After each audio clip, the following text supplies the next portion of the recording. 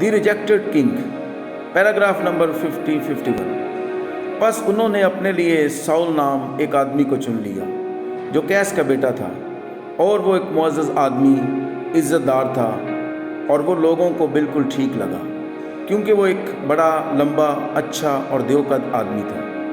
کلام فرماتا ہے وہ اسرائیل میں سب سے لمبا چوڑا تھا، بادشاہ کی طرح لگتا تھا، اور اس کا چہرہ خوبصورت تھا۔ وہ ایک ذہین اور اعلیٰ آدمی تھا۔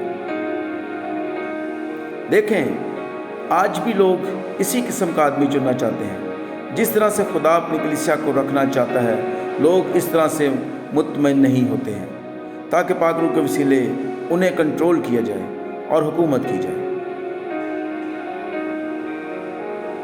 لوگ چاہتے ہیں کوئی ہو، کوئی آدمی ہو، کوئی تنظیم ہو، کچھ لوگ ہوں جو کلیسیا پر حکومت کریں، کیونکہ لوگ روحانی طور پر اپنے آپ کو مکمل طور سے خدا کے ہاتھ میں دینا نہیں چاہتے ہیں تاکہ پاک روح ان کی رہنمائی کرے۔